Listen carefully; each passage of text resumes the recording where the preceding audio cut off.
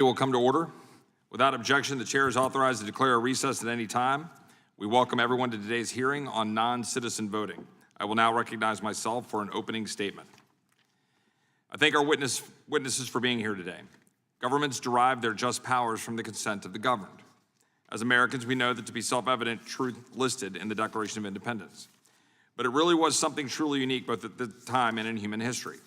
We as American citizens are not ruled, we govern. The way we do that is at the ballot box. But President Biden and Kamala Harris's border crisis poses a direct threat to this fundamental right, and it is intentional. Radical progressive Democrats' near universal opposition to both H.R. 2 and the SAVE Act prove that this is all by design. Now, less than 2 months before the 2024 election, this threat could not be more real. Last week, I released a 36-page report detailing the scope of the border crisis. The report illustrates how Biden-Harris open border policies are fundamentally remaking America. More specifically, it analyzes how the massive influx of illegal aliens under this administration, on top of the millions of non-citizens already living in the United States, could upend federal elections for years to come. Since President Biden and Kamala Harris took office, over 8.5 million illegal aliens have crossed the southern border. 5.6 million illegal aliens have been released directly into the United States. Almost 2 million illegal aliens that we know of have evaded Border Patrol as what are called gotaways. Taken together, at least 7.5 million illegal aliens have entered the United States since January 2021, and they are living in every corner of the country. This year, the foreign-born population hit a record of over 50 million, 15.6% of the total population, the highest level in U.S. history. Conservative estimates show non-citizens make up about 30 million of that population, but it very well could be much higher. Non-citizens will vote in the 2024 election because our system not only makes it easy to do, but incentivizes doing so. The Biden-Harris administration baselessly claims it is extraordinarily rare for non-citizens to illegally vote in federal elections. A 2014 study from professors at Old Dominion University and George Mason University estimated that 6.4% of non-citizens, 1.2 million individuals at that time, illegally voted in the 2008 election. The study concluded that non-citizens very well may have tipped the 2008 Minnesota Senate race in Al Franken's favor and drove President Obama's victory in North Carolina. We can debate the merits of that study, but the point remains. It would only take a few thousand non-citizens voting, much less than the 1.2 million estimated, to impact the outcome of our razor-thin elections.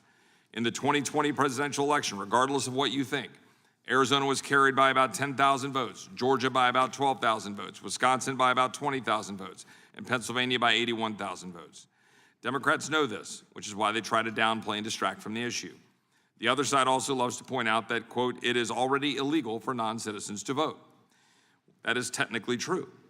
They fail to mention that the Supreme Court's interpretation of the National Voter Registration Act of 1993, or the NVRA, literally prohibits states from verifying citizenship during the voter registration process. This means it is impossible for states to enforce the law on the front end. Consequently, the primary defense against non-citizens registering to vote is a literal box-checking exercise on a voter registration form. This is the only barrier the American people have to ensuring that only citizens vote. Because of the Supreme Court ruling in Arizona, an individual who can prove they are a United States citizen is given a full ballot that includes all federal, state, and local elections. But someone who cannot prove they are a United States citizen is given a federal-only ballot, meaning they can vote in presidential, Senate, and congressional elections. That is the upside-down world that we've created.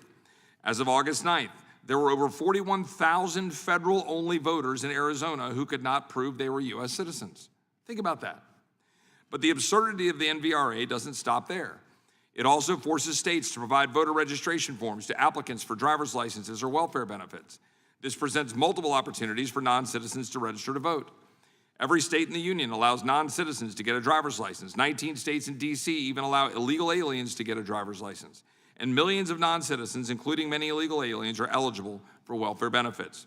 We know the NVRA is broken because non-citizens are registering to vote and voting. Since 2021, Texas has removed over 6,500 non-citizens from its voter rolls. Over 1,900 had voting histories. Since 2022, Virginia has removed 6,300 non-citizens from its rolls. Alabama removed 3,251 non-citizens from its rolls. Ohio identified 597 non-citizens, 138 had voter histories. The states that are doing the right thing and removing non-citizens from their voter rolls are fighting with one arm tied behind their backs. because they get almost no help from the federal government. And Democrat-run states appear to have made little to no effort to clean their voter rolls of non-citizens. I introduced the SAVE Act to ensure that non-citizens, whether knowingly or unknowingly, do not take advantage of our flawed voter registration system. The bill is a simple bill that requires states to obtain proof of citizenship before registering an individual to vote in federal elections. A recent poll found that over 80% of Americans support requiring proof of citizenship to register to vote. SAVE Act's proof of citizenship requirement will ensure that non-citizens do not register to vote, but is easier for U.S. citizens to comply with than driver's license applications in states like New York and Pennsylvania. The bill also requires every state to identify and remove non-citizens on their voter rolls and gives them immediate, no-cost access to federal resources containing citizenship data to do so. Finally, it imposes penalties on officials who illegally register non-citizens to vote. It passed the House in July, with 5 Democrats supporting it. Unfortunately, 198 Democrats, including every Democrat on this subcommittee, voted against it. Senate Majority Leader Chuck Schumer has refused to hold a vote on the bill in the Senate, and President Biden even threatened to veto it. Now Democrats are threatening to shut down the government because they are so vehemently opposed to preventing non-citizens from voting. So I asked my Democrat colleagues one simple question: why? And the answer is obvious. My colleagues want citizens to legally vote in 2024 election and future elections. It's the only reasonable explanation after forcing years of chaos on the American people. They believe this will help their election prospects and advance their quest to fundamentally remake America. As Congress, we have a constitutional and moral obligation to ensure that does not happen. I now recognize the ranking member, the gentlewoman from Pennsylvania, Ms. Scanlon, for her opening statement. Thank you, Mr. Chairman. I'd like to begin today by acknowledging that this is our first subcommittee hearing after the passing of our dear colleague from Texas, Sheila Jackson Lee. Sheila was a fierce, fierce advocate for her constituents and an ardent defender of American civil rights, particularly voting rights. Her contributions to this subcommittee and to Congress and the country will be deeply missed. And of course, I wish that you were here today to push back on the lies, the innuendo, the half-truths, the speculation which form the basis for this hearing. This week, less than 2 months before the presidential election, House Republicans have threatened to shut down the government unless the Senate agrees to pass the anti-voter bill under consideration in this committee today. The SAVE Act would impose unnecessary obstacles upon the ability of American citizens to register and vote, and would do real tangible harm to our democracy by preventing American citizens from voting, by causing chaos at election bureaus, and by undermining faith in election results. This legislation, crafted with the help of election deniers and some of the architects of Project 2025, is part and parcel with Republicans' ongoing effort to undermine faith in our elections and to create unnecessary barriers to casting a vote, particularly by suppressing the votes of young Americans, communities of color, and language minorities. Former President Trump and his allies are once again using the same old playbook, spreading a non-citizen voter lie as part of a cynical campaign to undermine faith in our election systems. In 2016, the former president lied when he claimed that millions had voted illegally only in the states that he lost. They didn't. In 2020, he lied about the security and accuracy of mail-in ballots and claimed that voter fraud was the reason he lost that election. It wasn't. Now he's lying again, this time about non-citizen voting, in order to set the stage to challenge the 2024 election results if he loses. The repetition of those lies doesn't make them true, but it does make them propaganda. And the SAVE Act and this hearing are part of that propaganda campaign. We've seen time and time again, here in Congress and in state legislatures across the country, that bills combating non-citizen voting are really about politics, not policy. These bills are not rooted in reality, but are instead widely used to stoke anti-immigrant fear and hatred. Now they're being used to sow distrust in our elections as well. Because contrary to the claims you'll hear today, non-citizen voting is extremely rare, and the so-called evidence that our colleagues and their witnesses cite has been repeatedly discredited with both large-scale studies and even basic internet research. But the lack of a rational or evidentiary basis for this legislation is far from the only serious problem with the SAVE Act. This bill would be a disaster for eligible American voters and lead to the disenfranchisement of hundreds of thousands of American citizens.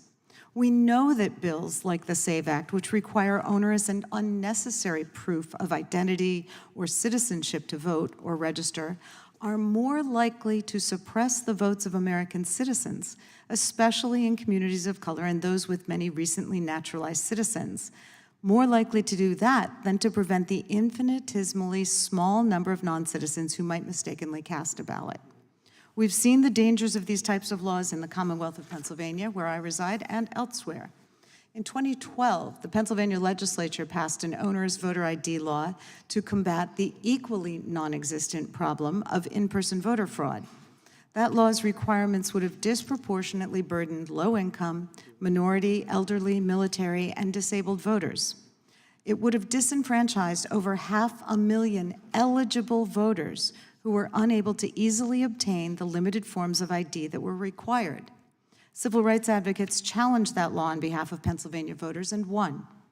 Troublingly, the SAVE Act goes even further than that state law, including requirements to register for a federal election that would burden every eligible American voter, but especially those that don't have ready access to documents like a passport, specialized real ID, or a birth certificate. And it would impose additional burdens upon already registered voters who simply want to change their address or party affiliation. It would require states to use unreliable database information to verify citizenship. And election officials would be charged with purging suspected non-citizens from voter rolls in a way that inevitably targets naturalized American citizens who are eligible voters. That's something we've already seen happen in states like Alabama, Texas, and some of the others that the chairman mentioned. The SAVE Act, if it were to become law, would take effect immediately in the days immediately preceding the 2024 election, throwing states' voter registration processes into chaos. And it would provide even more opportunities for extremists to waste time and taxpayer dollars with baseless lawsuits and frivolous election challenges. So here's the truth. Voters are already required to declare their U.S. citizens under penalty of law. That's because every state has prohibited non-citizen voting in federal elections since the 1920s, and it's been a federal crime for nearly 30 years. Because it's already illegal for non-citizens to vote and register in federal elections, doing so could result in significant jail time and deportation. It defies common sense that large numbers of non-citizens would intentionally risk these dire consequences to vote. And think about this. The criminal act of non-citizen registration and voting, by its nature, creates a long paper trail of registration forms with addresses, ballots, paper ballots, etc. Every reliable study ever done on this topic has determined that non-citizen voting in state and federal elections is vanishingly rare, and usually the result of mistake. One such study conducted by the Brennan Center for Justice using data from the 2016 election found that out of 23.5 million votes cast in jurisdictions with high non-citizen populations, election officials found only 30 votes were cast by suspected, but not even proven non-citizens. That's 1/10,000% of the votes cast. So the facts simply don't justify the hysteria or the threat to American citizens' franchise. Even the former chairman of this subcommittee, Speaker Mike Johnson, has admitted that claims of non-citizen voting in federal elections were not provable. The bottom line is the SAVE Act won't prevent non-citizens from voting in U.S. elections because they don't, but it will stop Americans from voting, and that's unacceptable. Look, the reason we're having this hearing now is that Congress must fund the government by September 30th to avoid a shutdown. House Republicans have shown by their failure to engage in good faith budget negotiations or pass the number of appropriation bills that need to be done, they aren't really interested in the basic duties of governance, but they do want to stay in power and to gain power in the Senate and in the White House. That's why they're supporting this voter suppression bill instead of working to fund the government over the next 20 days. So here we are, holding this farce of a hearing on a dangerous bill targeting a non-existent problem, a bill that's already passed the Republican-led House but is a total non-starter in the Senate. Rather than making it harder for American citizens to vote, we should be protecting and expanding access to the ballot box by passing bills like the John R. Lewis Voting Rights Advancement Act. And it's deeply disappointing that Republicans have chosen instead to spend this subcommittee's time appeasing the former president and extremist election deniers ahead of November. Democrats, however, intend to keep working to ensure that every eligible citizen will cast their vote and have their voices heard, because that's what the American people deserve. I yield back. I thank the gentlelady. See, we're off to an agreeable start, as we always are. But I, too, want to say that we will miss the gentlelady from Texas and her presence here in the subcommittee. And I, too, wish you were here for a no doubt spirited debate. May she rest in peace. The chairman of the committee not being present would now yield to the ranking member for his opening statement. Thank you, Mr. Chairman. And I also want to start off by commenting on the unfortunate absence of our late departed friend, Sheila Jackson Lee. Mr. Chairman, Republicans rely on the false premise that there is widespread non-citizen voting in order to advance dangerous legislation like the SAVE Act and other burdensome, unnecessary measures requiring proof of citizenship to vote in federal elections. In fact, it is measures like the SAVE Act that represent the true threat to the right of American citizens to vote. As with so many of the Republican majority's proposals, proof of citizenship requirements for voting in federal elections is a solution in search of a problem. American voters are already required to declare that they are U.S. citizens when registering to vote. Federal law already makes it a crime for a non-citizen to vote or to register to vote in federal elections. And the consequences for non-citizens who vote are so dire that it strains credulity to believe that they are doing so in significant numbers, especially when the criminal act by its very nature creates the evidence of the crime. The data that we have on this so-called problem backs this up. Every credible study has concluded that non-citizen voting in federal elections is practically nil. That has not stopped Republicans from making the wild charge that non-citizens vote in significant numbers, even though, as former chairman of this subcommittee and current Speaker of the House, Mike Johnson, said, it is not provable. So Republicans and their extremist MAGA allies at organizations like the Heritage Foundation, the incubator of the nefarious Project 2025 blueprint for a potential new Trump administration, have resorted to spreading deceptive videos about non-citizen voting on social media, as the New York Times recently reported. We've seen the MAGA playbook, and these extremists have run some version of this play for years now. Indeed, without a doubt, it is the same playbook Donald Trump is again relying upon to delegitimize the 2024 presidential election so that he has a pretext for challenging the results if he loses. And how do we know that? Because the very same people behind his efforts to overturn the 2020 election, based on lies and deception, are now spearheading the effort to advance the SAVE Act. One of them, Cleta Mitchell, who was on the now infamous 2020 call during which former President Trump asked the Georgia Secretary of State that he, quote, just wanted to find 11,780 votes, close quote, is even at the witness table today. In other words, Cleta Mitchell participated in the plot to steal the 2020 presidential election, and the Republicans have the nerve to call her as a witness in front of this committee today.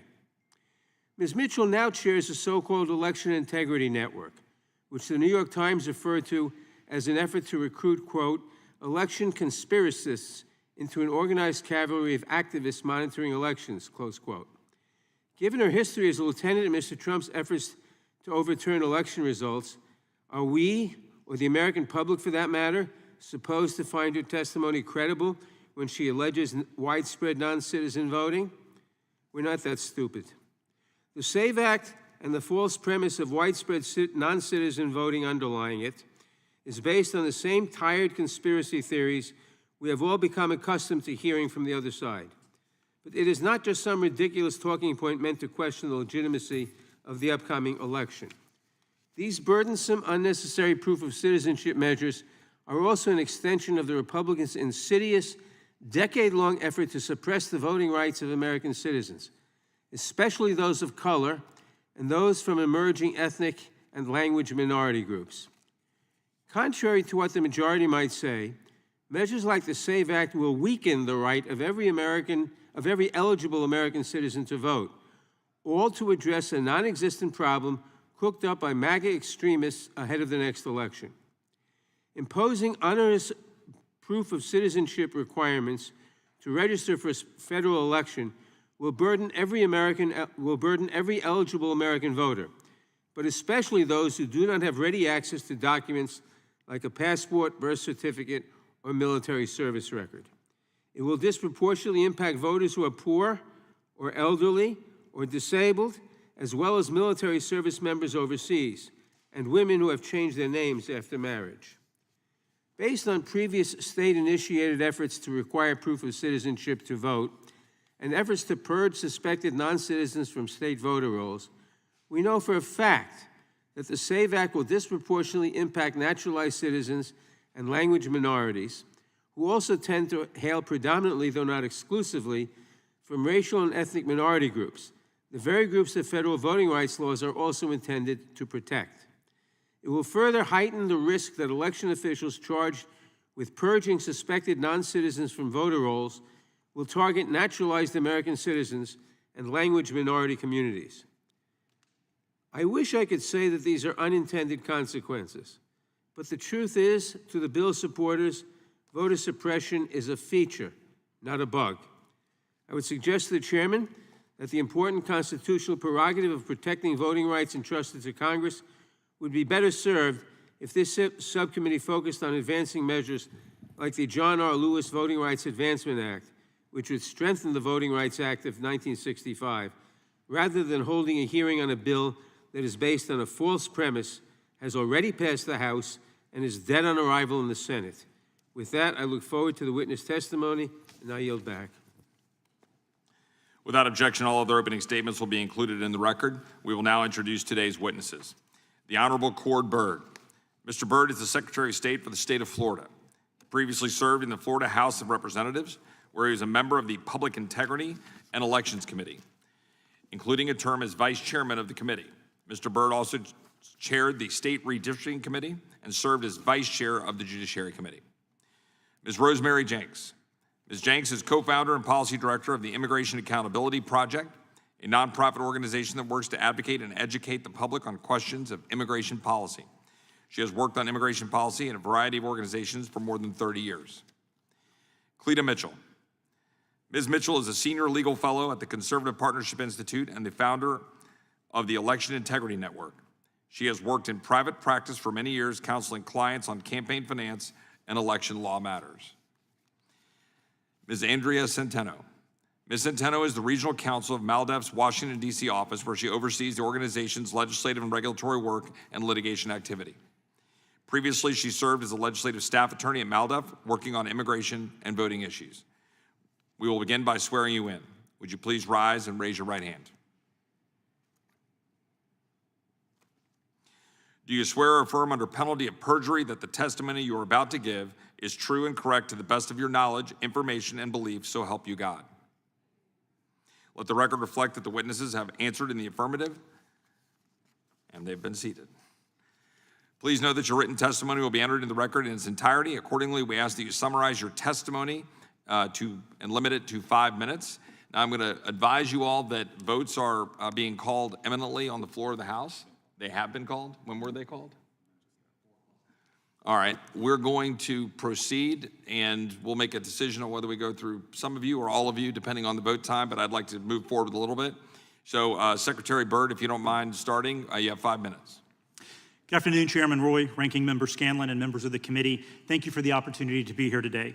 In 2004, the bipartisan Baker-Carter report, prepared by President Jimmy Carter and Chief of Staff to President Reagan, James Baker, stated that, quote, fraud in any degree and in any circumstance is subversive to the electoral process. and that the best way to maintain ballot integrity is to investigate all credible allegations of election fraud and otherwise prevent fraud before it can affect an election. Voter fraud includes voting by non-citizens in federal elections.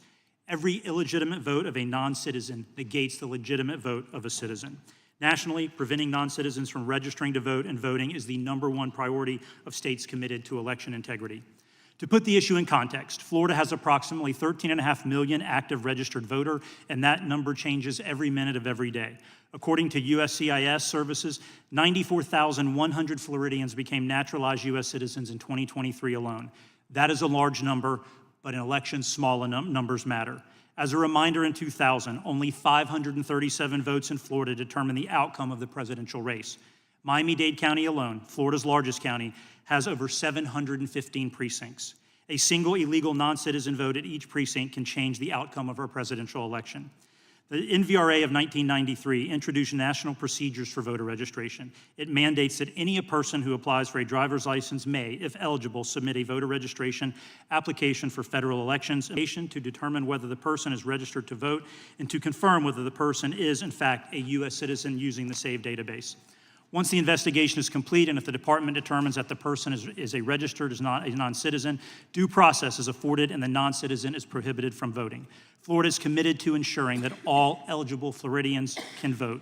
However, we are equally committed to preventing election fraud and protecting the integrity of Florida's voter rolls.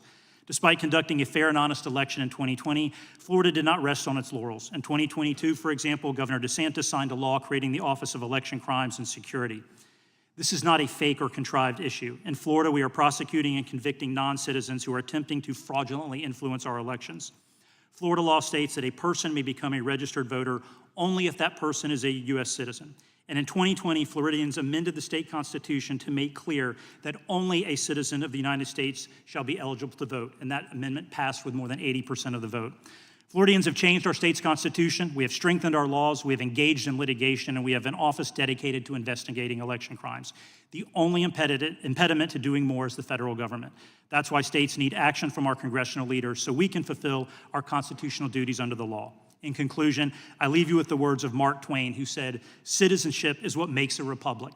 I implore you to work with the states to ensure that our republic remains strong by only allowing American citizens to vote in American elections. Thank you. Secretary Byrd, thank you very much for that. Ms. Jenks. Chairman Roy, Ranking Member Scanlon, and members of the subcommittee, thank you for holding this hearing. I'm Rosemary Jenks, co-founder and policy director of the Immigration Accountability Project, IAP. As the name implies, we focus exclusively on immigration policy and how it impacts America, including our elections. IAP is also a founding member of the Only Citizens Vote Coalition. As you know, the Immigration and Nationality Act makes an alien who falsely claims U.S. citizenship, for example by registering to vote, or who illegally votes, inadmissible to the United States and deportable from the United States. 18 U.S.C. 611 also makes it a federal crime for a non-citizen to vote in a federal election. Based on data from the Census Bureau and the Department of Homeland Security, we estimate that there are currently around 30 million non-citizens residing in the United States. The open borders policies of the Biden-Harris administration have added at least 7.5 million of these non-citizens on top of regular legal immigration in just the last almost 4 years. Obviously, this massive population of non-citizens would have no impact whatsoever on our elections if they were securely prevented from voting. However, the requirements of the 1993 Voter Registration Act, or Motor Voter Law, and the 2002 Help America Vote Act make it virtually impossible to prevent non-citizens from registering to vote either accidentally or intentionally. Neither a driver's license nor a social security number provides proof of U.S. citizenship. All 50 states and the District of Columbia issue driver's licenses, including real IDs, to lawfully present non-citizens, while 19 states also issue driver's licenses to illegal aliens. Moreover, every alien who is authorized to work in the United States is eligible for an SSN. The Biden-Harris administration has been handing out work authorization documents like candy to inadmissible aliens, with SSN issuances following close behind. So we have federal voter laws that do not require proof of citizenship to register to vote, combined with a massive population of non-citizens with valid driver's licenses and SSNs. When you add to that President Biden's unprecedented Executive Order 14019, along with the huge network of NGOs receiving billions of dollars in federal, state, and local funding to provide services to the millions of illegal aliens being released into our country by the Biden-Harris administration, you have a recipe for fraud. There are strong indications that some of these NGOs are providing the aliens with voter registration forms. For example, the contract New York City signed with an NGO called Homes for the Homeless to provide migrant housing includes a requirement that the NGO, quote, provide and distribute voter registration forms to all persons, end quote. Imagine you're a new arrival to the United States with limited English proficiency. If a government official, whether at the DMV or some other agency, or an NGO paid by the government to take care of you, hands you a form and says, just check this box and sign your name, you're probably going to comply. And as soon as you do, you are guilty of a deportable criminal offense. You have essentially been entrapped into a criminal act by a government agency or NGO acting either with indifference or with nefarious purpose. Do we at IAP believe that millions of non-citizens are going to show up at polling locations to vote in November? No, but some surely will. The problem is that once a non-citizen's name is on the voter roll, that name can be attached to a ballot and voted. In states that automatically mail ballots to registered voters, a ballot will be mailed to whatever address the non-citizen provided, whether it's the address of a migrant shelter, a hotel, a homeless shelter, or a residence. What will happen to that ballot and others like it? Will it be harvested, filled out, placed in a drop box? Opponents of requiring proof of citizenship to register to vote, including every Democrat on this subcommittee, dismiss those who support it by saying it is already illegal for non-citizens to vote. But they know non-citizens, including illegal aliens, do register and vote. Otherwise, why would H.R. 16, the amnesty bill that all the Democrats on this subcommittee have co-sponsored, explicitly allow DHS to waive illegal voting for amnesty applicants? Why would H.R. 3194, an amnesty bill that 3 of the Democrats on this subcommittee have co-sponsored and the Biden-Harris administration wrote, automatically waive both illegal voting and false claims to citizenship? Why is it okay if even one American citizen's vote is canceled by an illegal vote? What if it's your vote? It's time to pass the SAVE Act. Thank you. Thank you, Ms. Jenks. Ms. Mitchell. Ms. Mitchell, can you hit your microphone? Mr. Chairman, thank you. Ranking member and members of the subcommittee. I'm Cleta Mitchell, Senior Legal Fellow at the Conservative Partnership Institute. There are several reasons why the SAVE Act is absolutely necessary. Safeguarding American voter eligibility is and does exactly what the title says. It safeguards American voter eligibility, and it's desperately needed to secure the 2024 elections. The SAVE Act will reverse a decision of the United States Supreme Court from 2013, in which the court ruled that only Congress can direct and decide the content of the federal voter registration form to require proof of U.S. citizenship in order to register and vote in U.S. elections. Quite simply, the SAVE Act would do what the Supreme Court determined in 2013 that only Congress can do, which is to safeguard eligibility for voting in federal elections by requiring documentary proof of citizenship to register to vote. With the borders opened on January 21st, 2021 by the Biden-Harris administration and illegals pouring across our borders by the millions and being taken who knows where in our country, the SAVE Act has become absolutely vital to protecting our elections from illegal voting by non-citizens. Not only will the SAVE Act require documentary proof of citizenship to register to vote, but it also contains other components that are vital for the 2024 elections. It requires that states compare their existing voter lists to citizenship data to identify and remove non-citizens who are already registered. It establishes a new criminal penalty for those who knowingly register non-citizens to vote. It requires federal agencies to make available to the states at no cost citizenship data in order that state and local election offices can, in fact, confirm citizenship of persons registered or seeking to register. And one important aspect of the SAVE Act would be to ensure that the 22 states who allow same-day registration, meaning that a person can register and immediately be allowed to vote, will not be eligible to vote until having provided proof of citizenship. This requirement alone will interrupt one of the biggest threats to the integrity of the 2024 election, the organized roundup by political advocacy groups of scores of illegals to register and vote them on the same day before anyone can determine if those individuals were eligible to vote in the election.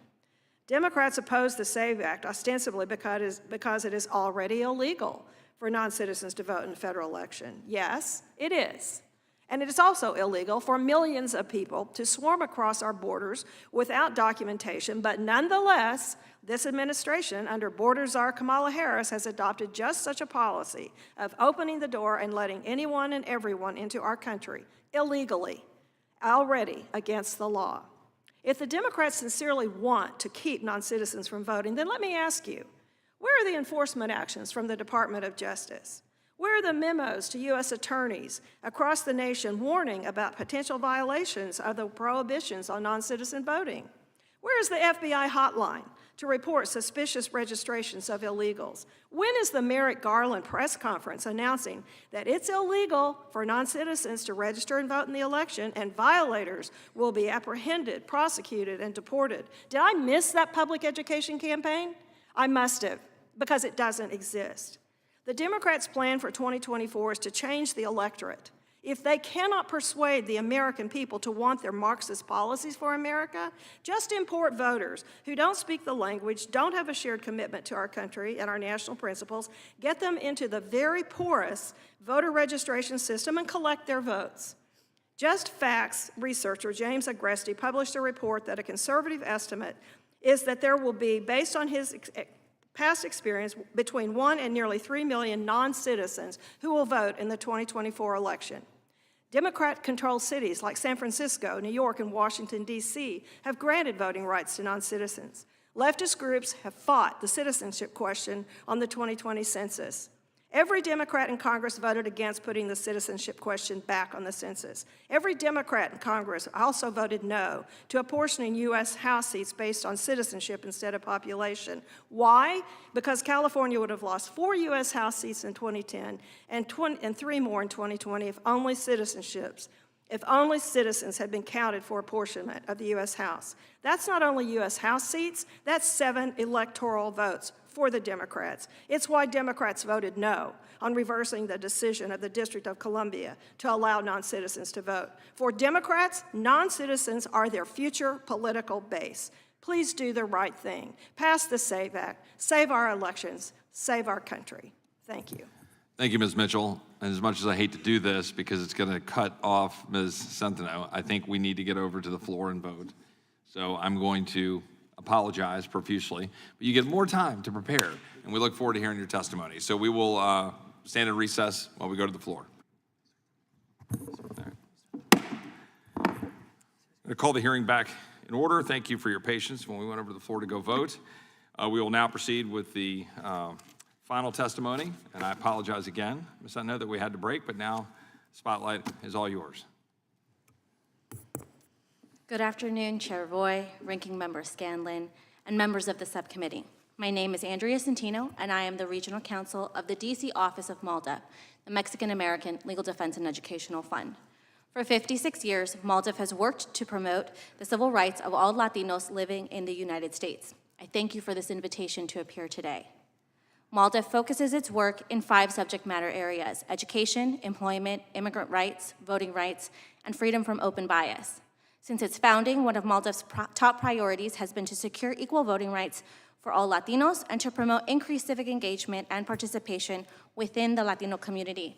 MALDEF has litigated numerous cases in court to challenge at-large systems, discriminatory redistricting, ballot access barriers, undue voter registration requirements, voter assistance restrictions, and failure to provide bilingual ballot materials.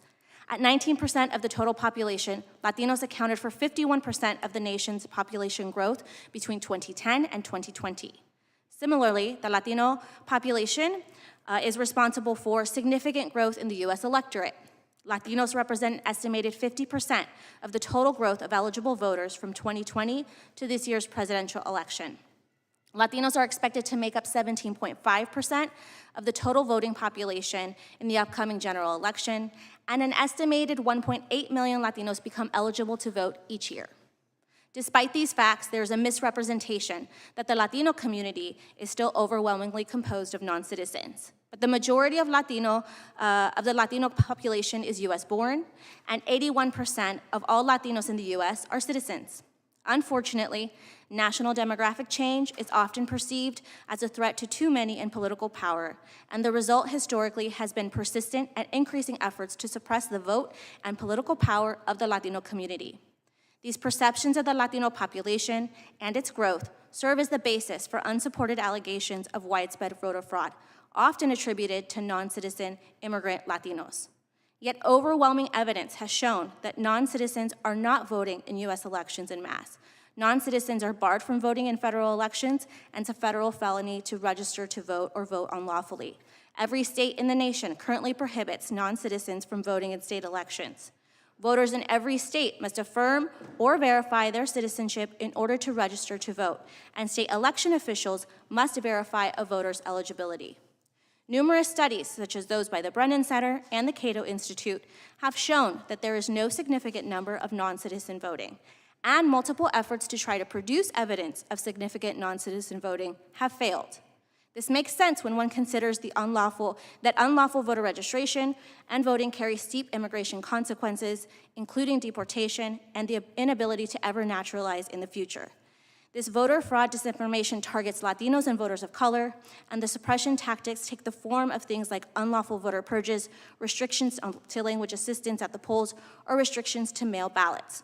In 2019, Malda successfully sued Texas Secretary of State David Whitley and others, challenging an advisory to county registrars to single out naturalized U.S. citizens for investigation and removal from the voter rolls based solely on the fact that they were born outside of the U.S. There was an allegation of over 95,000 non-U.S. citizens to be on the voter rolls and thousands to have alleged illegally.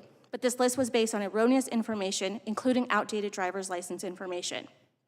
Ultimately, the case settled, and state officials were required to change the way that they identified voters to investigate, as at least 25,000 voters on those rolls on the erroneous purge list were actually U.S. citizens. But these types of tactics undermine the public's trust in our elections and erode voters' confidence in participating in our elections. Unfortunately, H.R. 8281, the SAVE Act, fails to meet the needs of many of the voters in the U.S. who need Congress to lead the way in safeguarding the right to vote against voter discrimination. When approximately 30% of the U.S. citizen voting age population is unregistered to vote, federal and state legislators must work to encourage voter registration of eligible voters, not hinder it. And safeguarding each eligible citizen's right to vote should not be a partisan issue. Malda urges Congress to pass H.R. 14, the John R. Lewis Voting Rights Advancement Act. This bill would provide voters with necessary and effective tools to push back and prevent voter discrimination where it occurs. We look forward to working with Congress to advance the voting rights of all Americans and ensure our elections make it possible for every eligible U.S. citizen to register and cast a ballot. Thank you. We will now proceed under the 5-minute rule with questions, and I will recognize the gentleman and my good friend from California, Mr. McClintock. Thank you, Mr. Chairman. There are two basic questions implicit in this hearing. The first is, should non-citizens be allowed to vote? The Constitution is silent on this point, so it falls to state legislatures to answer this question for their own elections and for the Congress to answer that question for federal elections.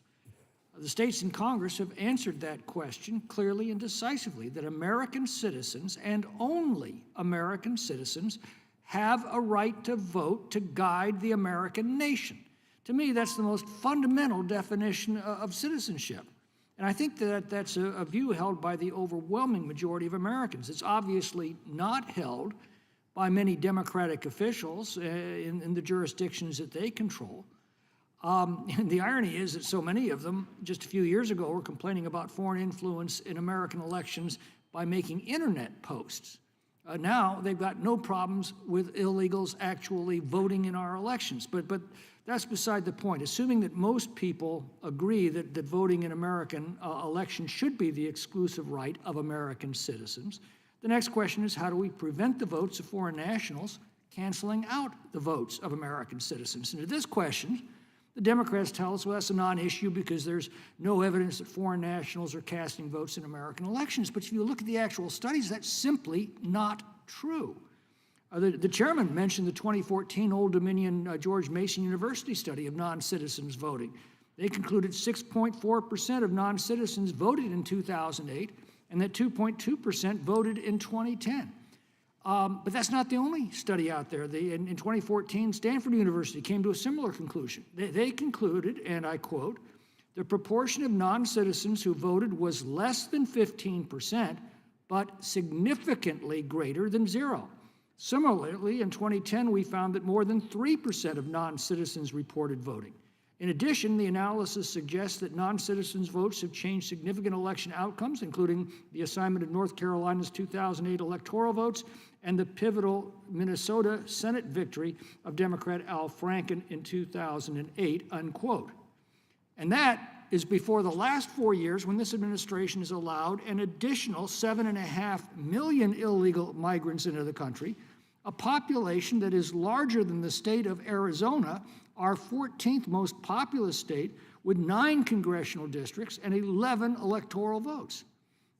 At the moment, the RCP average tells us that only 1.1% of the vote separates Harris and Trump. So if 2% of those votes is illegal, I guess that's the definition of rare illegal voting, well, that means that 2% of Americans' votes are being canceled out by those illegal votes of foreign nationals, and that is more than enough to decide the presidential election. And even if this was not happening, the mere perception of it's enough to destroy public confidence that the vote will accurately reflect the will of the American people. Now, Secretary Byrd, isn't it true that many states have done surveys of their voter rolls and found thousands of foreign nationals on them, and that many of them have a history of voting? That is correct, Congressman. Can you give us any additional details on that? So I can tell you in Florida, we've been at this process for more than a decade. As I mentioned, we sued the Department of Homeland Security in 2012, so we have some experience at this. Since 2022, Florida has removed over 1 million individuals off of voter rolls, some of which includes non-citizens. And in fact, we have 2 individuals who've recently been arrested and prosecuted for attempting to fraudulently influence elections in Florida. This isn't a fake or contrived issue. Ms. Mitchell, what do you know on this subject? Well, I included in my written testimony some examples of exactly how problematic it is and how many, I'll give you a couple of examples. The Public Interest Legal Foundation sued the Commonwealth of Pennsylvania in 2018 to obtain the records regarding non-citizens being added to the voter rolls in Pennsylvania. And the Department of Transportation admitted that there was a, quote, glitch in the system that added 100,000 aliens to the Pennsylvania voter rolls. That that litigation is still ongoing because of efforts by the Department of State in Pennsylvania to not answer the questions. But the Democrats have just told us, don't worry about that, that the penalties are so great that no one would dare to illegally vote. But it's already a federal crime to cross the border without permission to begin with. It's a felony to do so repeatedly. And as you pointed out, that by definition is not acted as a deterrent for any of these individuals. I know in California, you can't prosecute somebody for voting illegally unless you can prove they actually knew it was illegal. And all a defendant would need to say is, hey, they handed me a registration form, they sent me a ballot, how was I to know? And that's a valid point. And how many people are in legal jeopardy and don't even know it? Well, I think that that's one of the things that people don't realize is that this is a really vulnerable population. And as Ms. Jenks pointed out in her comments, if somebody hands you a form and you don't really speak the language and somebody's shepherding you around and they're responsible for getting you benefits and you're just putting your name on things, how do they know? And that is happening. It is happening as we speak.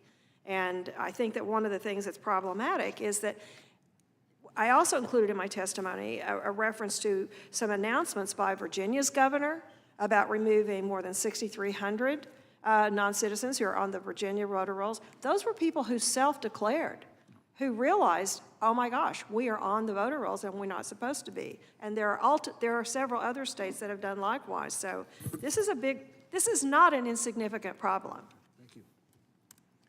Thank you. The gentleman from Pennsylvania. Thank you. And, we continue to say, well, it must be like this. I mean, we've heard some testimony about removing millions of people from the voters' rolls in Florida, but without any clarification about how many were actually foreign nationals, and without any clarification with respect to whether or not they'd actually voted. We've heard again about Pennsylvania, but there's no evidence to back up the assertion that was made that 100,000 non-citizens had been registered to vote. That's actually been disputed repeatedly. So it seems Ms. Mitchell is playing fast and loose with the facts in order to, further this conspiracy theory. Ms. Senteno, we talked earlier about the civil rights advocates in Pennsylvania who challenged a misguided voter ID law that would have disenfranchised almost 500,000 people. And it would have meant that IDs like care facility IDs, retired and veteran, military and veteran IDs, student IDs, and more were inadequate to vote with. And we know that other policies that construct unnecessary barriers to voting, like the SAVE Act, disproportionately impact students, military, disabled folks, elderly folks, minority and low-income folks. Can you talk about why these types of proposals are such a burden on these populations? Yes, thank you. I want to start from the premise that if a state is going to burden the right to vote, there must be evidence to justify it. The fact is that stringent voter identification requirements impose real costs on democracy and specifically on voters. In 2006, the Brennan Center for Justice found that 25% of African Americans and 16% of Latinos did not have a current valid government-issued photo ID compared to 11% of all U.S. citizens surveyed. So many state-issued IDs, they're generally offered for free in states that require voters to display them to vote, but the documents that voters must obtain in order to get those free IDs themselves are not necessarily free. And the opportunity to obtain those documents are also not equal across different demographics and income levels. And so just in Texas, in order to obtain a birth certificate, it's $23 at minimum. Or if you need to obtain a certificate of citizenship, the price for that is over $1,300 to obtain that document. So when you take into account the time and expense necessary to gather those documents, it is very clear that this puts a disproportionate burden on voters of color, on poor voters, on voters with disability, on the elderly, and on young voters. And that is exactly what we saw in Pennsylvania. I'm particularly concerned about suppression of young people's votes, particularly as at least one of the majority's witnesses has been an outspoken proponent of making it more difficult for college students to vote. Student IDs are not considered an acceptable form of ID to vote under the SAVE Act, even if coupled with additional proof of citizenship. And many young people these days don't have driver's licenses or even passports. So can you talk about why this proposal and other similar voter suppression tactics are particularly harmful to our young voters, our newest voters?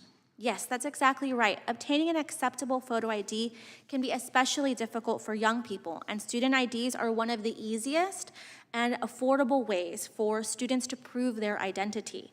For the Latino community, this is a particularly concerning issue given that the Latino population nationally is comparatively young.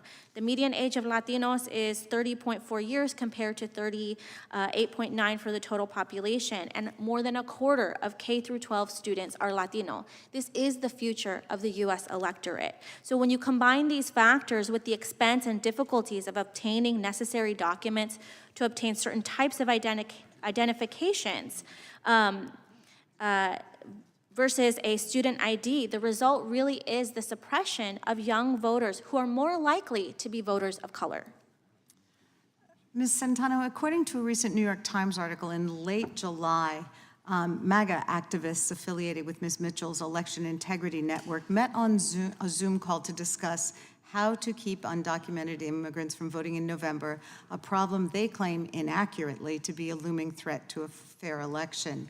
The article quoted one participant suggesting that school enrollment figures be assessed to find neighborhoods with large numbers of immigrants, while another activist recommended hanging up signs in ethnic neighborhoods warning people not to vote if they were not eligible, and reportedly said, I think it's unfortunate, but sometimes the only way you can find out is to look for ethnic names. I believe Ms. Mitchell has also advocated for having town watch type operations at departments of motor vehicles. How does disinformation about non-citizen voting and voter suppression, couched as election integrity, predictably lead to the targeting of Latino citizens and other voters of color? Yes, so I think this goes back to the misperception of who is the Latino community and the assumption that large populations of Latino communities are going to be areas where there are mostly non-citizens. In order to assume that, Latino populations are inherently all non-citizen, it would really be making an assumption based inappropriately on race. And so voter disinformation in this way very predictably targets Latinos because of that misperception of who we are and the assumption that we are not predominantly U.S. citizens and therefore eligible to vote in the United States. It's incredibly harmful and ultimately results in the disenfranchisement of Latino voters, of naturalized citizens, and voters of color. Thank you. I yield back. Thank you, gentlelady. I will now recognize the gentleman from North Dakota. Thank you, Mr. Chairman, and I would just start by saying thank you to you for working with me on the underlying bill of the SAVE Act, in that most people don't know this, but North Dakota is unique in the country. We are the only state without voter registration. We also have what I believe to be the best voter ID citizen voting law in the country. So you can do both, and it was seriously helpful to make sure we could get the bill in a place where it didn't affect 400,000 of my constituents, every primary and every general. And with that, I yield to you.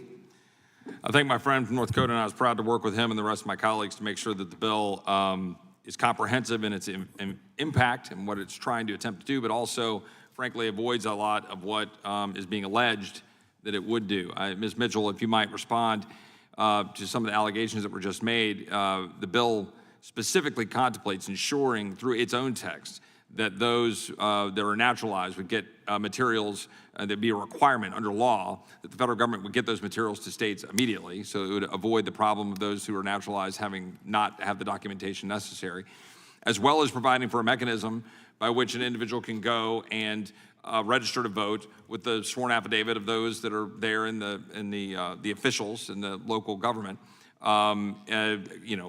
acknowledging that they've done what they need to do to present the information. In other words, we provide every means possible. Would Ms. Mitchell agree with that? Yes, Mr. Chairman, and I think that one of the things that's really important is to actually read the bill. And if you read the bill, then you will understand that there's a whole laundry list of types of documentation that can be used, and there are a couple of fail-safe follow-ups, and then there's a catch-all, which is, or any other reasonable approach that the election officials may decide. There's really no reason to make that the boogeyman. The problem is that we have a very porous voter registration system in this country, right, and we have to do something to protect the integrity of our elections. Would you agree that the construct under the SAVE Act is far less onerous than that of numerous states, including New York, Pennsylvania, and other states, in terms of what they have to do for driver's licenses, for example? Well, yes, and here's the other thing. Congress passed the Real ID law years ago, and in order to get a Real ID, you don't have to be a citizen, but you do have to provide either your citizenship data or you have to provide your paperwork showing that you're in the country legally, that you're a permanent resident with a green card. So Congress has already addressed the issue in a context with which Congress cared about, which is that we want to protect federal buildings, federal military installations, and commercial aircraft from people who we want to know who they are when they're entering those facilities. And so Congress has already taken the step to identify a process, and I don't know why voting should be any less susceptible to improper. I agree. Secretary Byrd, I'd like to turn to you, and I appreciate you being here again and illuminating how you guys are engaging with it in Florida. Does the Constitution give states primary jurisdiction over elections? It does, Article 1, Section 4. If the state of Florida passed a law requiring proof of citizenship to register to vote in federal elections, if they did that right now, without the SAVE Act, would you be able to enforce that law under existing law and precedent? We would not. We'd be in violation of the NVRA. And can you explain that quickly for the average viewer? Sure. Well, the NVRA prohibits states from requiring citizenship documentation on the front end when somebody registers to vote. So we are in federal courts and interpreting the NVRA. Most recently, the United States Supreme Court has said that we cannot require that proof of citizenship. We have to add the person to the rolls, and then only on the back end do the list maintenance. And so in essence, we're playing whack-a-mole with people who we've seen repeatedly register and removed because we can't require the information on the front end. Am I correct that Florida was only able to really truly gain access to the SAVE system because you sued to do so? That is correct. So states have barriers in order to get to the federal government, in order to get the information necessary to determine who citizens are in the first place, correct? That is correct. Florida sued in order to gain access to the SAVE system, but am I correct that the SAVE system is still inferior in terms of you being able to have access to the information needed to check citizenship? Woefully inadequate, untimely, it costs the states money, and many times we don't have the information necessary from the individual attempting to register to vote to gain access, which then we don't have the verification, even when we do have access to it. So without the SAVE Act, can you, as Secretary of State, be as confident as you feel you should be that we know we do not have citizens voting in the state of Florida, non-citizens voting in the state of Florida? It makes it very difficult to fulfill my constitutional duties.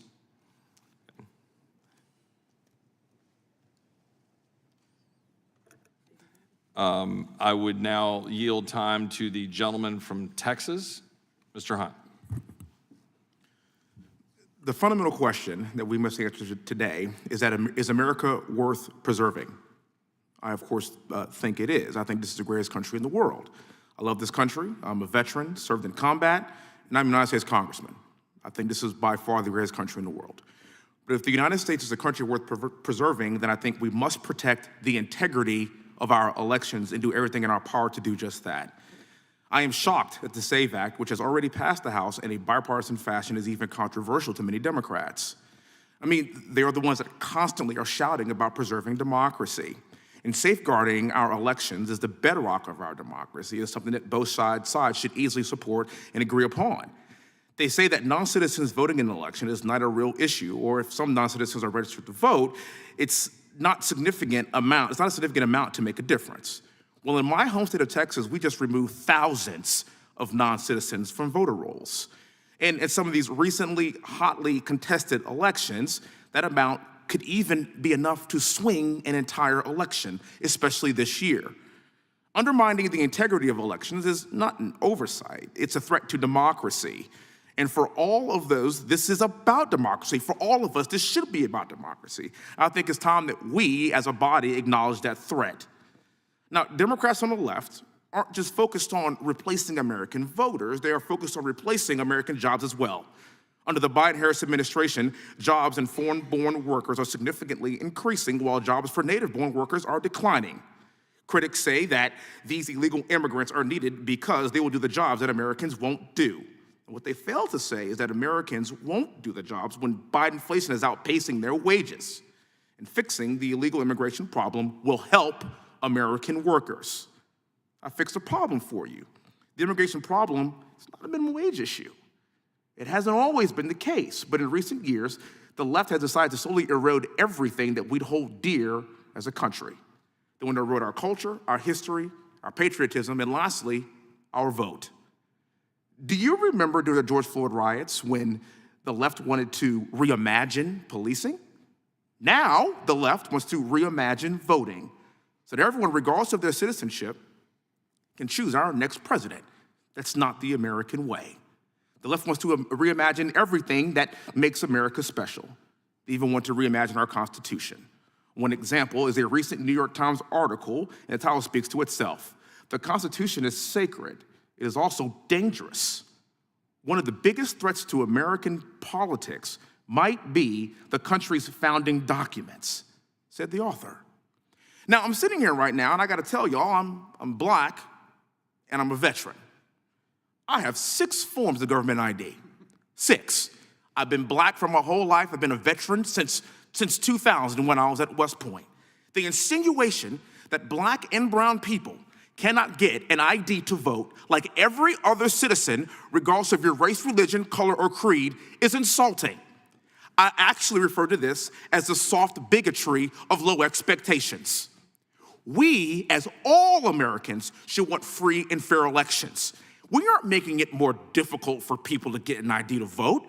I have an 18-month-old little boy. Do you know the first thing that he got when he was born that I had to sign for? A birth certificate. So the idea of this costing thousands of dollars and it's all of a sudden onerous and burdensome on Hispanic people and black people like me is absurd. I have a very large family. My mom has 8 brothers and sisters. Every last black person that I know in my life, which is quite a few, every last one of them has a government ID. It would be insulting to talk to my family and say to them, you know what, sorry, y'all, you're black and it's just, so hard for you to get an ID like all the white people. That's absurd. And we as a country have got to reject this farce. I speak so strongly against this because I view myself as an American first. I am a veteran. I am a husband. I am a congressman. I'm someone that served this country. I'm an educated black man. And somewhere down the line, I am black and I am proud, and I understand that. But what I never want to do is marginalize a single group in this country by saying that you weren't good enough to get an ID, because my 18-month-old has an ID. We as a country have got to clean up our rules to ensure that we have free and fair elections regardless of your race, religion, color, or creed. And that's why I reject the assertion that we, no matter what color you are, cannot reach that very low bar of having a government ID to figure out how to vote for the leadership and the future of this country. And with that, I yield back. Thank you. I thank the gentleman from Texas first time. I recognize the gentlelady from Pennsylvania for some unanimous consent requests. Thank you. I have some unanimous consent requests. First, an article from the September 5 New York Times entitled "Republicans Seize on False Theories About Immigrant Voting." A March 13th, 2024 article from NPR, "Conservatives are warning about non-citizens voting. It's a myth with a long history." Another NPR article from August 30th, 2024, "The GOP is making false claims about non-citizens voting. It's affecting real voters." An article from this week, "Elon Musk's misleading election claims reach millions and alarm election officials." And an article from September 7th, 2024, New York Times, "Heritage Foundation spreads deceptive videos about non-citizen voters." Without objection, those will be entered into the record. Thank you. I will now recognize my friend and the gentleman from North Carolina. Assume he has no unanimous requests for New York Times or NPR articles. Thank you, Mr. Chairman. Ms. Senteno, I don't know if you were shocked, but Congressman Hunt just said he has an ID. Were you shocked by that or surprised by it? Was I surprised? No. No. Do you think generally people who are naturalized citizens take pride in that accomplishment? I would assume yes. Are you familiar with the educational process accompanying naturalization? Yes. Do they impart that becoming a naturalized citizen is what you have to do in order to be able to vote, and that you have the voting right, the franchise, by virtue of being naturalized?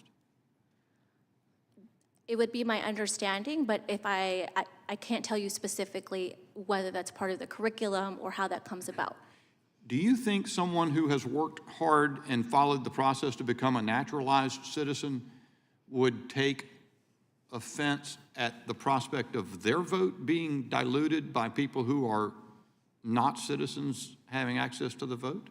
I can't speculate as to what a specific individual may or may not believe about their vote. What I can say is that the idea that a vote is being canceled out because of widespread non-citizen voting is simply false. We have no evidence that there is widespread non-citizen voting, and we have no evidence that votes have been canceled out by something that we haven't been able to prove. Well, let me first say, I don't think it requires speculation. I'm pretty sure that someone who has striven to become a United States citizen, has accomplished that landmark in their life, I think they'd be proud of the right to vote. I think they would be absolutely committed to the idea that folks who haven't gone through the same process that they've done and accomplished the same outcome should not be voting. Why is the lack of evidence that it is happening on a widespread basis a reason not to guard against it? Because when we know that there is no evidence of widespread non-citizen voting, but we do know that documentary proof of citizenship laws prevent eligible citizens from registering to vote, it's simply bad public policy. How do they prevent them? We have lots of evidence that documentary proof of citizenship, restrictive voter laws, prevent U.S. citizens from exercising their right to vote by preventing them from being on the voter rolls. Same idea as like Congressman Hunt not being able to get an ID? Obtaining documentation is incredibly difficult for many individuals. That's the same point he was making. I get it. All right, how about that, Ms. Mitchell? What about that? Well, I just don't believe that people in this, the vast majority of people are able to get IDs, they're able to get their documentary proof of citizenship, and they're doing it every day by the millions. The problem is that we don't care enough about our voting system to make certain that we treat it with the respect that it deserves. We require it for people to get a real ID, but not to register to vote. And we make it impossible. We make it very difficult for states to be able to ascertain who is and who is not a citizen for voting purposes. Once they get on the list, I just read during the recess that the Department of Justice sent out a memo today to people all over the country, election officials, reminding them that they are not allowed to remove ineligible voters because now is the blackout period. Well, that's not even actually true. But it just goes to show you that this Justice Department can produce a memo of guidance on issues that it cares about. Right. Well, you say it doesn't. It's not a question that they, I think you meant universally, don't care enough about our voting, but it's actually, there's another prospect there, isn't it? That is, it's not a question of not caring about our voting. It's actually an intention to see to it that the circumstances are chaotic enough that a vote that you depend on that cannot legitimately cast nonetheless has the opportunity to be cast. Isn't that right? That's absolutely right. And they throw around the insults and the accusations that you're a racist, you're a vote suppressor. Isn't that the best technique? If you're trying to see to it that non-citizens vote and turn the margin in close races, and you consider that to be essential to your political success, then what are you going to do? You're going to say, one, we don't think there's a problem, and two, you're a racist if you suggest that we enforce the law. Isn't that what you do if you want to? Absolutely. And the other thing is there's always this discussion of there's no widespread. Well, number one, how do we know? They don't know. How do we know? We don't know. We know that non-citizens are registering. We know that non-citizens are voting.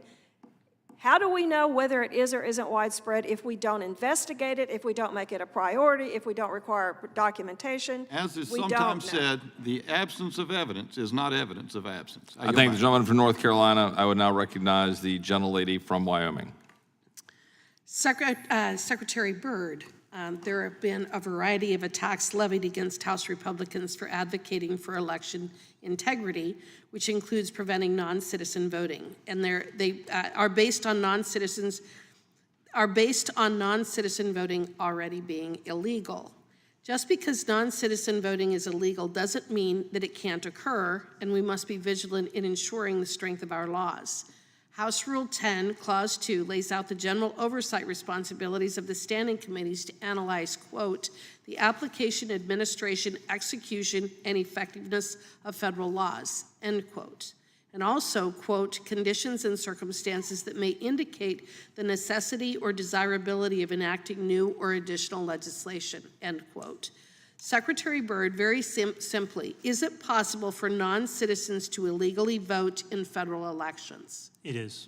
And do you have examples of this occurring? We do. I mentioned the 2 individuals in Florida who've been recently arrested and charged with illegally attempting to vote in Florida elections. And both of those situations occurred after Congress made it illegal for non-citizens to vote, correct? That is correct. Do you think Congress should consider legislation such as the SAVE Act to close the gaps which allow non-citizens voting? It is absolutely critical. Okay. Is amending the NVRA an important first step? The NVRA must be amended. And can states, when administering services such as social and medical benefits, impact either intentionally or unintentionally the federal prohibition on non-citizens votings? Yes. Okay. Ms. Mitchell, I want to ask you about President Biden's Executive Order 14019 on promoting access to voting. Can you speak to some of the concerns with this executive order? Absolutely. First of all, I believe that it's unconstitutional. But having said that, why is it that the Biden administration has absolutely resisted every effort to turn over any of the plans by any of the agencies? The House Committee on Administration issued subpoenas in July to every cabinet secretary and have asking for the plans for implementing Executive Order 14019. And not a single agency plan has been turned over to the House Administration Committee. And I included in my written testimony a file from a whistleblower who sent to me. He is a U.S. Marshal, and he sent the Department of Justice guidelines, instructions to all the U.S. Marshals, requiring them, notifying them that they are required to offer voter registration materials and voter education materials to everyone with whom they come into contact, including, and he sent me a file of someone who had to be registered to vote, who is a prisoner in a Texas federal facility. He's imprisoned for violating federal law because he was deported and returned. He's a Mexican citizen.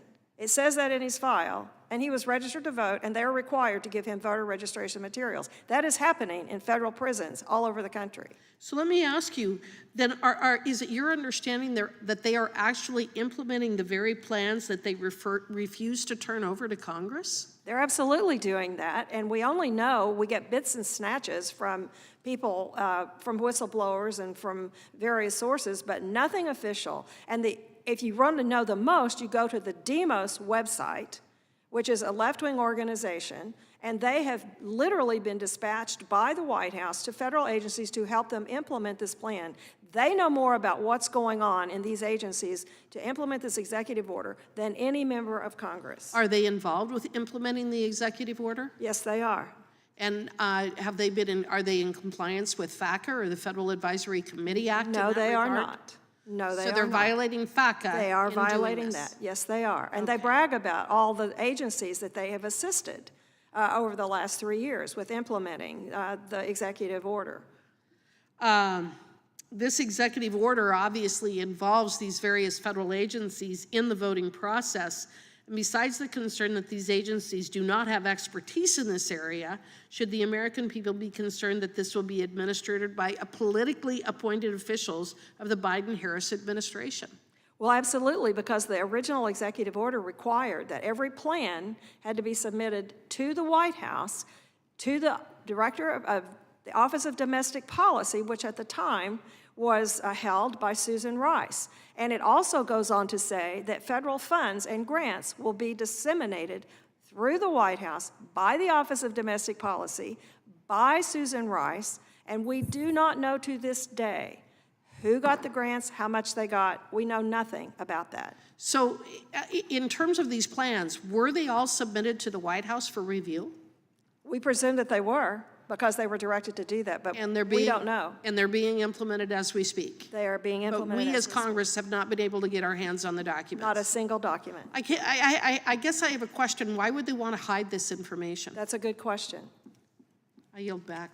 I think the gentlelady from Wyoming recognize my friend from Pennsylvania for unanimous consent request.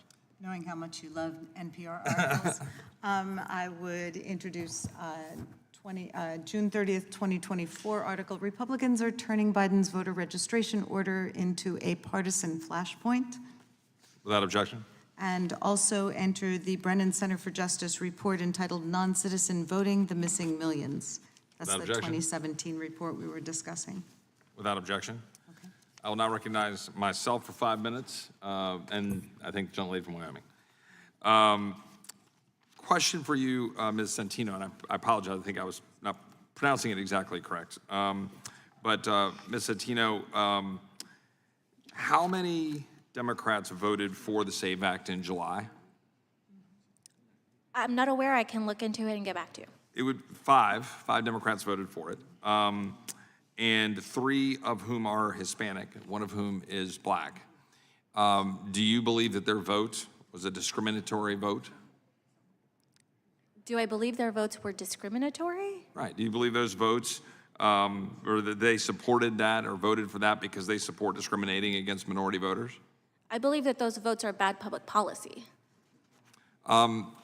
Ms. Jenks, you mentioned earlier, but I want to explore just a little further, that last Congress, our colleagues on the other side of the aisle passed legislation, the Dream and Promise Act, that in part allows DHS to waive the inadmissibility of aliens that illegally voted if doing so is deemed to be in the public interest.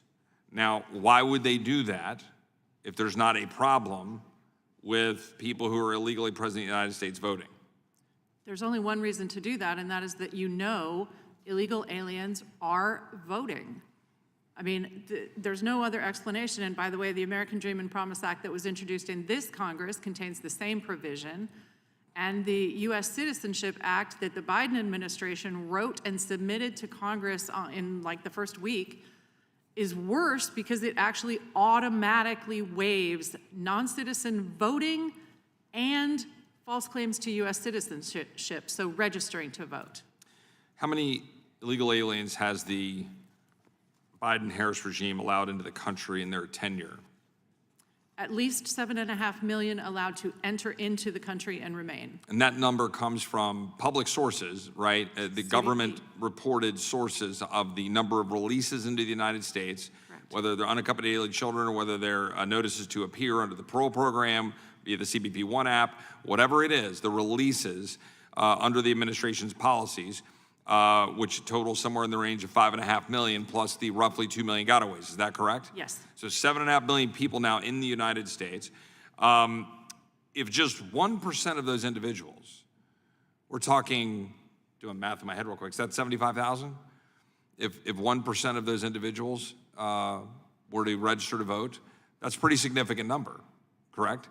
That could have a significant impact on elections in states where, for example, Al Franken won his Minnesota Senate seat by 300 votes, where a number of congressional colleagues of ours have won by 300 and something votes, where Merritt Miller Meeks won by 6 votes. So would you agree that's a pretty significant number? Absolutely, and it's not just the 7.5 million illegal aliens, it's also the rest of the non-citizens who are in the country. So legal immigrants, refugees, they're all foreign students, all of these categories of non-citizens, all of them representing 30 million people, some percentage are voting. Ms. Mitchell, there have been concerns stated by some colleagues, frankly on both sides of the aisle, that if we pass the SAVE Act today, about 2 months out before the election, that it would have a limited impact.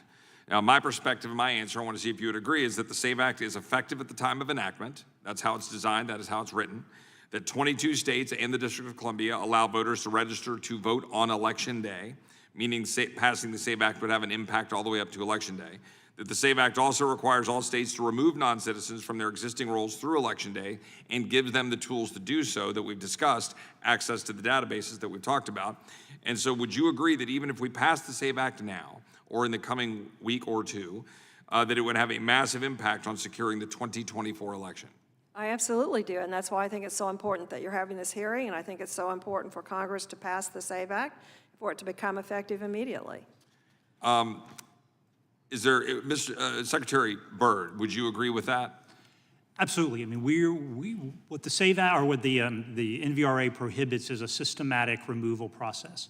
States can still do an individualized process per person.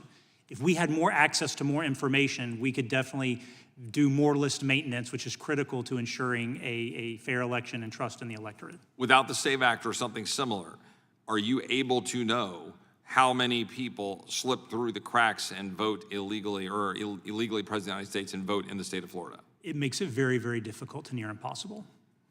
Well, I appreciate that. And now I'm going to yield back the balance of my time, and I'm going to recognize my friend from South Carolina, Mr. Fry.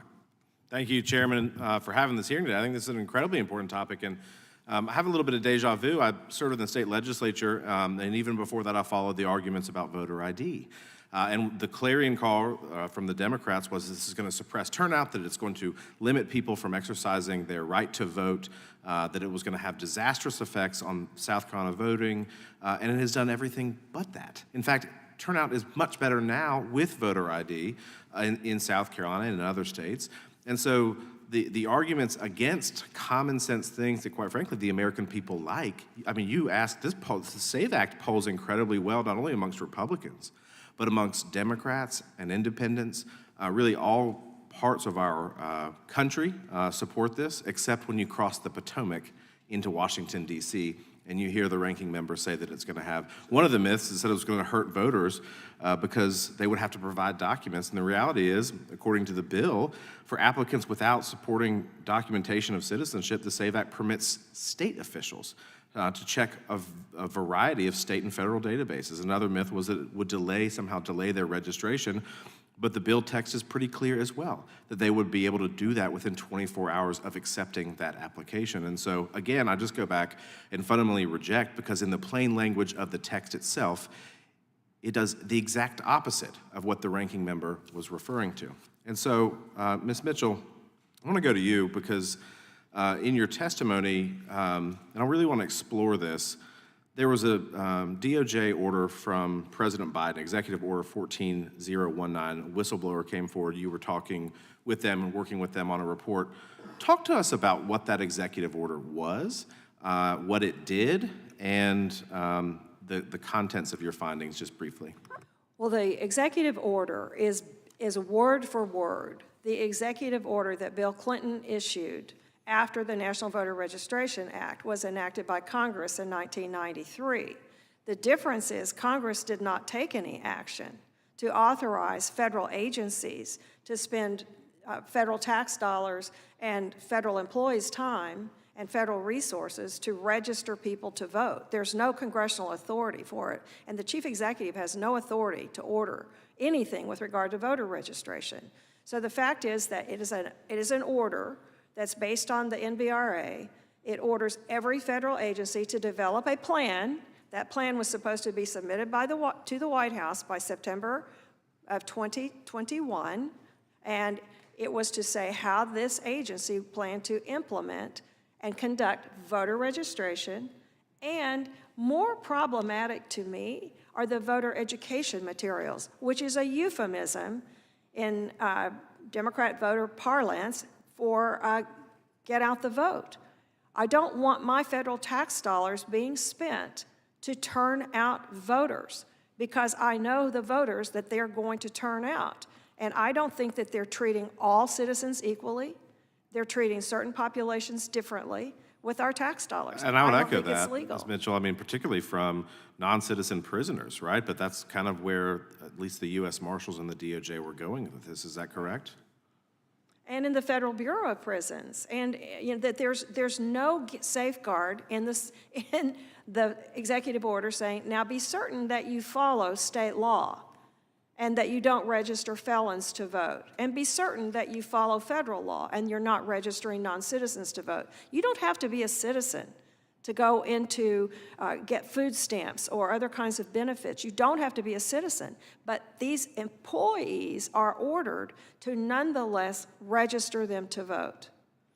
All right, equally troubling. I think you, when you look at the legal framework of this, an illegal alien, by registering, say, with some social services, is given an application possibly to vote.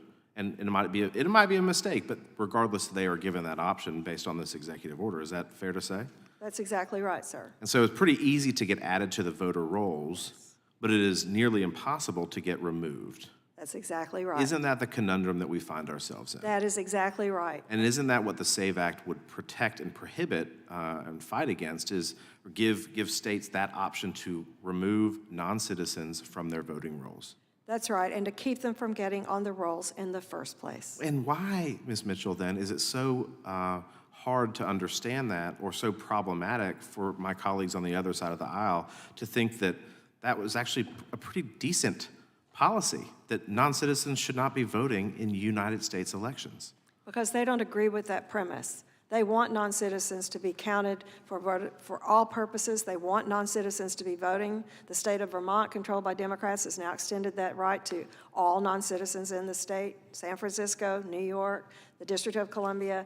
The Democrats have voted to, we see the pattern. They vote for non-citizens. They vote against anything that would keep non-citizens from being recognized as an important and critical part of our political system. So say one thing and do another. Sounds like Washington, D.C. Thank you, Ms. Mitchell.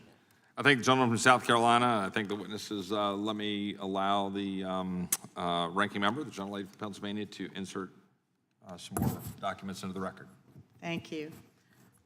We've had a lot of discussion here about the executive order or the voter registration list maintenance guidance that the DOJ published just in September, making clear that that Congress has already dictated what has to be done with respect to list maintenance and set those restrictions. Not that it's anything new by this administration. I'd also like to put in a Washington Post article, top GOP lawyer decries ease of campus voting in private pitch to RNC, presentation by Cleta Mitchell at donor retreat, urged tougher rules that could make it harder for college students to cast ballots. Second one, and finally, Rep. Chip Roy says election deniers in Project 2025 contributors helped draft the SAVE Act. Was there a specific request on the thing you mentioned from DOJ? Was it a Yes, specific, sorry. what was the actual document? Just to put in the document since it was referenced Got it, okay. repeatedly here. Okay. And then the Washington Post article Got it. and the Media Matters article. Without objection, I just want to be clear. Without objection. Thank you. With that, this concludes today's hearing. We thank the witnesses for appearing before the committee today. Without objection, all members will have 5 legislative days to submit additional written questions for the witnesses or additional materials for the record. Without objection, the hearing is adjourned.